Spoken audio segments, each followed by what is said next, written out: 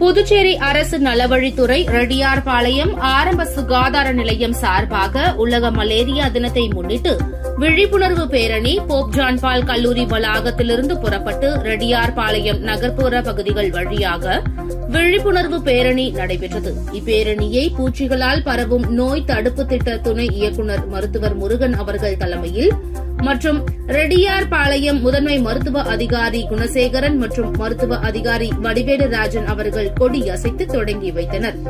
சுகாதார ஆய்வாளர் திரு ரமேஷ் அவர்கள் வரவேற்புரையாற்றினார். பெண் சுகாதார மேற்பார்வையாளர் திருமதி முனியம்மாள் ஆகியோர் முன்னிலை வகித்தனர்.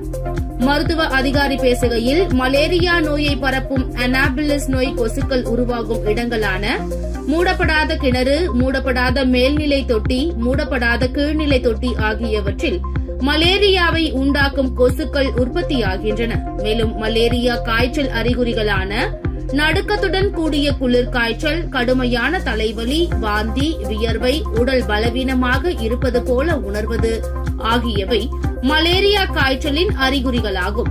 மேற்கண்ட அறிகுறிகள் இருப்பவர்கள் அருகிலுள்ள ஆரம்ப சுகாதார நிலையங்களில் மருத்துவ ஆலோசனை பெற்று ரத்த பரிசோதனை செய்து கொண்டால் ஆரம்ப நிலையிலேயே மலேரியா காய்ச்சலை கண்டறிந்து முழுவதும் குணப்படுத்த முடியும் என்று கூறினார்.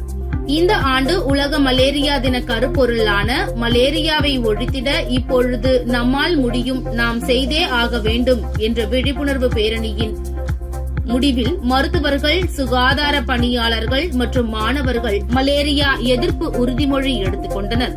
மேலும் மலேரியா பரவலை இந்தியாவில் 2027 முற்றிலுமாக ஒழித்து 2030 மலேரியா நோய் இல்லாத நாடு என்ற இலக்கினை அடைய அனைவரும் பாடுபடுவோம் என்று உறுதிமொழி எடுத்துக் கொண்டனர்.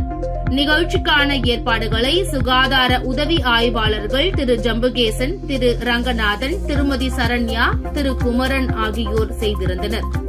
போப் ஜான் பால் கல்லூரியின் பேராசிரியர் டாக்டர் ரவி மற்றும் டாக்டர் வடிவேல் ஆகியோர் விழிப்புணர்வு பேரணியின் ஏற்பாடுகளை சிறப்பாக செய்திருந்தனர்.